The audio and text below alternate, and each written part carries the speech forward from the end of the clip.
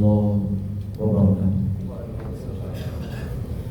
Bismillahirrahmanirrahim. Innal hamdalillah nahmaduhu wa nasta'inuhu wa nastaghfiruh wa na'udzu billahi min shururi anfusina wa sayyiati a'malina man yahdihillahu fala mudilla lahu wa man yudlilhu fala hadiya lahu wa asyhadu an la ilaha illallah wahdahu la syarika lahu wa asyhadu anna Muhammadan abduhu wa rasuluh. Tsumma amma ba'd. Jamaah saudara yang insyaallah dirahmati oleh Allah Subhanahu wa taala.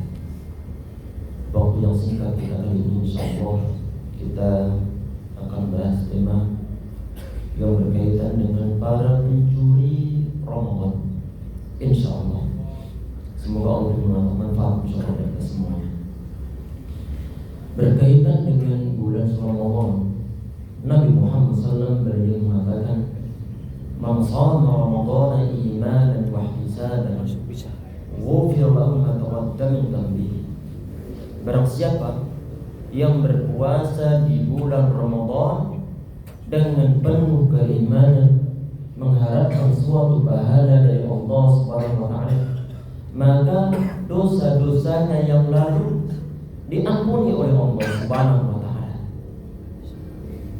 Di saat seorang hamba dalam setiap ibadahnya, baik saat berada di awal Ramadan, pertengahan Ramadan, ataupun nanti di hari-hari 10 terakhir bulan Ramadan, yang sebagian kaum muslimin mereka berusaha untuk mendapatkan suatu fadilah malam Lailatul Qadar. Di antara tujuannya adalah agar dosa-dosa mereka diampuni oleh Allah SWT. Di samping itu pula, sebagian dari hadis yang sahih, sebagian di antara firman Allah SWT, dia mengatakan, "Ya ayyuhalladzina amanu kutiba alaikumus shiyam." Wahai orang-orang yang beriman, telah diwajibkan berpuasa atas diri kalian, kama kutiba alladzina min qablikum, sebagaimana diwajibkan berpuasa atas orang-orang sebelum kalian, la'allakum tattaqun, agar kalian bertakwa. Berarti tujuan puasa itu bukan hanya sekedar lapar ataupun menahan diri dari makan ataupun minum saja, tetapi tujuannya lebih utama daripada itu semuanya adalah untuk mendapatkan suatu predikat al-muttaqun, predikat orang-orang yang bertakwa.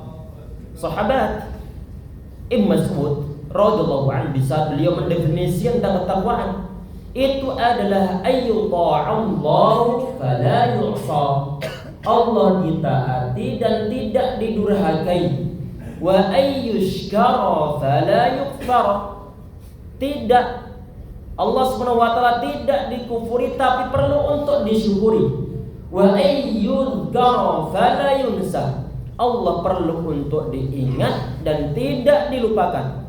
Itu adalah definisi dari ketakwaan yang disampaikan oleh sahabat Ibnu Mas'ud. Di saat umat manusia, orang-orang yang beriman, mereka berpuasa, tujuannya adalah untuk bertakwa. Maka di antara poinnya adalah poin-poin yang berkaitan dengan suatu larangan, mereka berusaha untuk menjauhinya. Yang berkaitan dengan masalah suatu perintah, mereka berusaha untuk melaksanakannya. Agar bagaimana? Agar predikat takwa bisa mereka dapatkan.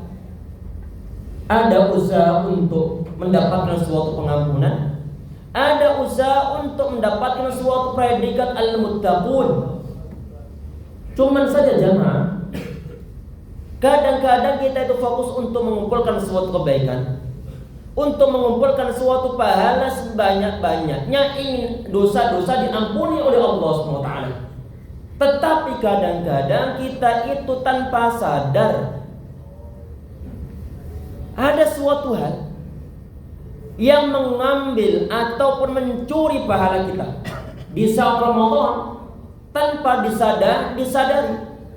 Kalau umumnya manusia itu dia nggak mau untuk kehilangan harta bendanya, sehingga berusaha untuk menjaga sebaik-baiknya, waspada barang-barang bawaan. Ada peringatan di berbagai tempat publik.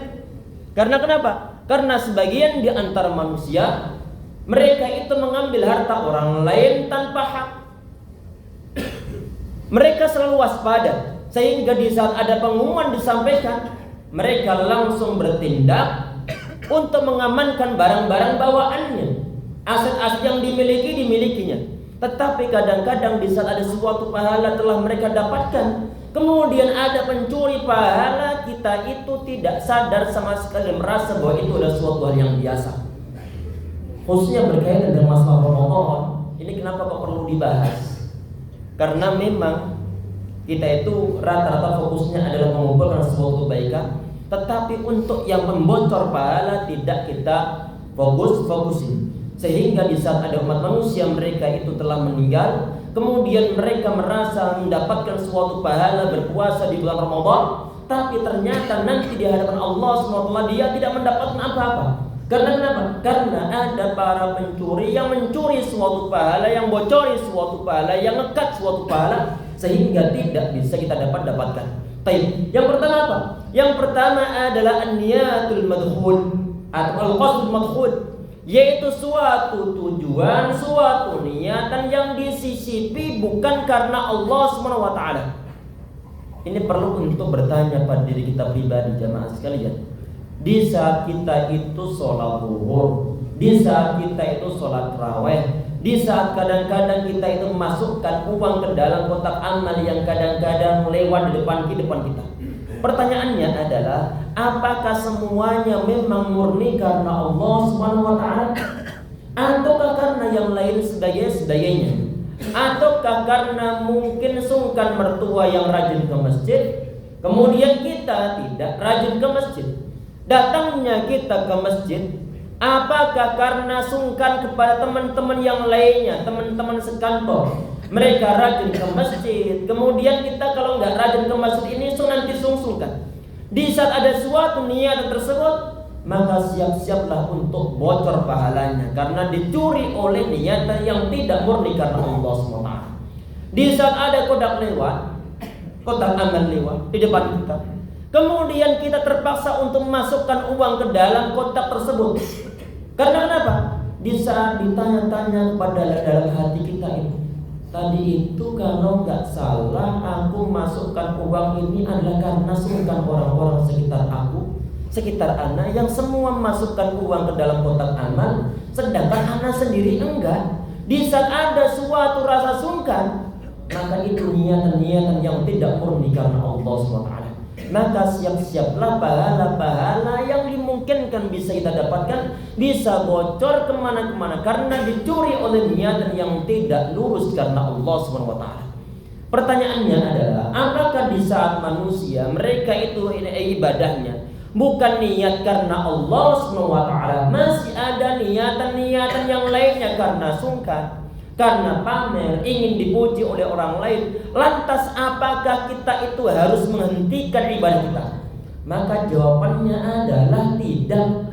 Karena di saat kita benar-benar menghentikan ibadah kita kepada Allah yang disinyalir sebelumnya karena ada suatu niatan karena tidak ikhlas kepada Allah SWT, di saat kemudian kita menghentikan sama sekali, maka itulah yang diharapkan oleh syaitan. Al-Imam Ibnu Jauzi rahimahullah, beliau memasukkan poin ini ke dalam kitab Talbisul Iblis, dimasukkan dalam jerat-jerat iblis di saat ada seorang manusia dia beribadah karena khawatir ada suatu niatan tidak ikhlas pada Allah, kemudian dia hentikan ibadahnya, maka itu termasuk antara jerat-jerat iblis. Terus bagaimana? Maka perlu untuk terus jalankan ibadah kepada Allah SWT sambil meminta petunjuk, kemudian taufik dari Allah Subhanahu wa taala, sehingga kita bisa niat murni karena Allah Subhanahu wa taala. Jangan hentikan ibadahnya, lanjutkan ibadahnya dan minta perlindungan kepada Allah, minta petunjuk kepada Allah Subhanahu wa taala agar niatan-niatan yang tidak benar bukan karena Allah semoga dihilangkan sama sekali. Karena kalau niatan tersebut kok masih ada dalam hati umat manusia, maka fa inna likulli imri'in ma nawa, maka setiap manusia dia itu hanya mendapatkan sebatas apa yang dia ingatkan, apa yang dia niatkan. Kalau niatnya untuk dipuji, maka dia hanya mendapatkan suatu pujian saja. nanti di sisi Allah dia tidak mendapatkan apa-apa. Taib, itu poin yang pertama jemaah, pencuri yang pertama. Pencuri yang kedua adalah lisanul munfalid, adalah suatu lisan ataupun lidah yang tidak terkendali. Dalam keadaan biasa, sebelum datangnya bulan Ramadan, diharamkan bagi kita semuanya untuk mengucapkan kata-kata yang kotor. Tidak diperbolehkan untuk mengumpat, untuk mencaci maki, untuk menghibah, untuk memfitnah orang lain, untuk berkata-kata dusta. Sebelum Ramadan biasa dikerjakan, dan di saat Ramadan ada kemudian perbuatan-perbuatan yang berkaitan dengan lidahnya yang menyangkut masalah yang diharamkan. Kedustaan, kebohongan, sumpah palsu, memfitnah orang lain, menghibah orang lain, mencaci maki orang lain, masih terus dia laksanakan. Maka yang terjadi, ucapan-ucapan yang dia ucapkan yang ada suatu nilai-nilai kemungkaran dalamnya, maka itu nanti yang bocorkan suatu pahala. Itu nanti yang mencuri pahala-pahala yang akan kita dapatkan dari Allah Subhanahu wa taala. Sebagian dari hadis yang sahih dalam Al-Bukhari, Nabi Muhammad sallallahu alaihi wasallam mengatakan, "Man lam yada qaula zur wal 'amala bih wal jahla, falaysa lillahi hajatun fa yada'a ta'amahu wa syarabahu." Orang yang tidak meninggalkan makan dan juga orang yang tidak meninggalkan perkataan-perkataan dusta, perkataan-perkataan yang mungkar, perkataan-perkataan bohong, perkataan-perkataan yang ada suatu nilai-nilai kemaksiatan, maka tidak ada perlu bagi Allah Subhanahu wa taala kepada orang tersebut untuk meninggalkan makan dan juga minumnya. Di saat kita berpuasa tapi kebohongan masih jalan terus, memfitnah orang lain masih jalan terus, menggunjing, menghibah orang lain masih jalan terus, maka siap-siap kita itu tidak mendapatkan apa-apa, karena Allah tidak perlu untuk puasa orang-orang yang semacam itu. Tapi berarti di saat puasa Ramadan perlu untuk senantiasa mawas diri, perlu untuk berhati-hati bahwa saat ini kita sedang berpuasa di bulan Ramadan. Kalau di luar Ramadan saja tidak diperbolehkan, apalagi di saat bulan suci Ramadan. Walaupun kalau misalnya ada orang dia masuk untuk bohong di saat Ramadan, tidak sampai membatalkan pahala, tidak sampai membatalkan puasanya, hanya saja membatalkan pahalanya. Berarti dia ini hanya mendapatkan rasa capek, rasa dahaga saja, tanpa mendapatkan suatu pahala dari Allah Subhanahu wa taala. Sebagian dari hadis yang sahih dari Imam Nasai rahimahullah, Nabi Muhammad beliau mengatakan, "Man kam min shaimin", banyak dari kalangan orang yang berpuasa, falaysa min siyamihi, tidak ada yang dia dapatkan dari puasanya illa dhama, kecuali dahaga ataupun haus saja. Kenapa kok haus saja? Karena hal-hal yang mungkar terus dia laksanakan. Sehingga di saat kemungkaran dia laksanakan, termasuk melalui lidahnya, maka dia tidak akan mendapatkan suatu pahala yang maksimal, karena pahala yang didapatkan bisa bocor karena kita akan disiksa oleh Allah untuk menebus kesalahan-kesalahan yang melalui lidah kita. Sebagian di antara hadis yang sahih dalam riwayat Bukhari, Muhammad beliau mengatakan, "Man li ma baina lahyaihi", barang siapa yang menjamin untukku sesuatu yang berada di antara dua rahangnya, wa ma baina fakhidai, dan juga antara kedua pahanya, maksudnya adalah kemaluan terus dia jaga, maka adman lau jannah, maka aku menjamin baginya untuk dimasukkan ke dalam surga. Sehingga jamaah sekalian, semoga Allah SWT mudahkan kita semuanya untuk menjaga pahala-pahala kita sehingga tidak dicuri oleh pihak yang lain. Yang ketiga, tidak kalah bahayanya yang mencuri pahala kita, yang bocorkan suatu pahala, itu adalah al-ainul kha'inah, adalah mata ataupun suatu penglihatan yang berkhianat. Mata yang berkhianat adalah mata yang digunakan untuk melihat hal-hal yang diharamkan bagi dia, untuk dia lihat. Perempuan yang tidak ada ikatan kemahraman, dia juga bukan istri kita, maka tidak diperbolehkan untuk kita lihat. Allah Subhanahu wa taala ya'lamu kha'inatal a'yun. Allah Subhanahu wa taala dia mengetahui mata yang berkhianat. wa ma tukhfi sudur, dan juga apa yang ada dalam hati-hatinya. Yang lebih hati-hati lagi, ini adalah di saat HP yang kita miliki yang akses internet full 24 jam unlimited, di saat keimanan nggak ada, tidak merasa diawasi oleh Allah Subhanahu wa taala, maka mata kita itu kita gunakan untuk hal-hal yang ada unsur kemaksiatannya di sana. Di saat kemungkaran kita jalankan melalui pandangan mata kita, maka siap-siaplah untuk kehilangan pahala. Ini mengingatkan diri kami pribadi dan juga kita semuanya saat ini yang mendengarkan kultum singkat kali-kali ini, sehingga perlu untuk saling mengingatkan. Al-Imam sahabat Jarir bin Abdullah radhiyallahu anhu, di saat beliau bertanya kepada Nabi Muhammad SAW, "Ana nadratul fuja'a." Ini hadis yang sahih.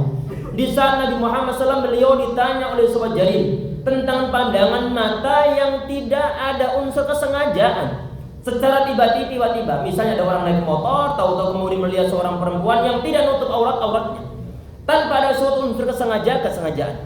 Baik, Nabi Muhammad SAW beliau perintah, amarani, kata sahabat Jarir, amarani an usrifa basari. Aku disuruh Nabi Muhammad SAW untuk memalingkan pandangan mataku. Berarti pandangan mata kita yang sebelumnya tidak ada kesengajaan tertuju pada seorang perempuan, nggak tahu-tahu kemudian sekelebatan, maka segera perlu untuk ditundukkan pandangan ataupun perlu untuk memalingkan pandangan ke tempat-tempat yang tidak ada keharaman di sana. Sahabat Ali radhiyallahu, beliau pernah diberi pesan Nabi Muhammad SAW, itu hadis yang sahih. Ya Ali, la tabi'in nadratan. Wahai Ali, engkau janganlah ikutkan suatu pandangan mata dengan pandangan mata yang lain. Pandangan mata yang pertama tadi itu adalah yang karena gak ada unsur kesengajaan. Jangan terus dipandang terus-terusan. Di saat dipandang terus-terusan, maka untuk yang terus-terusan ini, untuk yang kedua kali ini adalah sudah ada unsur dosanya. Nabi Muhammad beliau mengatakan, fa innama laka hiyal ula, fa innama lakal ula. Bagimu untuk pandangan yang pertama sekelibatan, selesai. Sedangkan untuk yang kedua, maka di saat dilaksanakan oleh salah kesannya. Untuk yang kedua bukan menjadi hak Anda. Sehingga jemaah sekalian, pandangan mata kita ini perlu untuk ditundukkan mengikuti perintah Allah SWT. Qul lil mu'minina yaghuddu min absarihim. Katakanlah kepada orang-orang yang beriman agar mereka menundukkan pandangan mata mereka. Itu di antara bagian jemaah sekalian, di antara bagian ataupun hal yang mencuri suatu pahala, khususnya di saat Ramadan. Dan juga perlu untuk berhati-hati adalah menggunakan waktu-waktu yang luang. Kadang-kadang banyak waktu luang yang terbuang dengan sia-sia tanpa mendapatkan suatu pahala apa-apa. Contoh simpelnya seorang perempuan ataupun orang yang lagi mau beli secara online, di saat dia nyimak jual di TikTok misalnya, dia nunggu menyimak live jualan streaming di sana, kadang-kadang nunggu sampai sejam, 6 sampai 2 jam, hanya ingin mendapatkan diskon sekitar cuma kadang-kadang 5.000 saja. Diskon 5.000 sampai ditunggu 2 jam lamanya. 2 jam lamanya ini kalau digunakan untuk baca Al-Quran bisa 2 juz sampai 3 juz. Berapa pahala yang sebenarnya bisa kita dapatkan melalui bacaan Al-Quran, kemudian lewat sia-sia tidak mendapatkan suatu pahala apa-apa. Sehingga walaupun toh ini menyangkut masalah waktu, tetapi pahala yang dimungkinkan untuk didapatkan tidak didapatkan di saat banyak waktu yang terbuang sia-sia, yang digunakan sebagian di antara kita tidak produktif baik untuk dunia dan juga untuk akhiratnya. Semoga Allah SWT beri kita hidayah, insyaallah, berikan kita taufik untuk bisa manfaatkan waktu di bulan Ramadan sebaik-baiknya insyaallah, dan semoga Allah menerima segala amal ibadah kita semuanya. Semoga ibadah kita lebih baik daripada tahun-tahun sebelumnya, dan jangan sampai lupa 10 hari yang terakhir manfaatkan untuk fokus ibadah kepada Allah. Semoga mendapatkan fadilah malam Lailatul Qadar, dan belum tentu tahun-tahun depan kita bisa menjumpainya. Semoga Allah mudahkan semuanya untuk beramal saleh dalam berbagai macam bentuknya insyaallah. Cukup sekian insyaallah, karena diberikan waktu yang singkat, waktunya mepet. Semoga Allah berikan manfaat dan keberkahan dalam apa yang kita sampaikan atau kita bahas dalam pertemuan kita ini, insyaallah. Dan kita tutup dengan doa kafaratul majlis. Subhanallahi wa bihamdihi, asyhadu an la ilaha illa anta, astaghfiruka wa atubu ilaik. Assalamualaikum warahmatullahi wabarakatuh.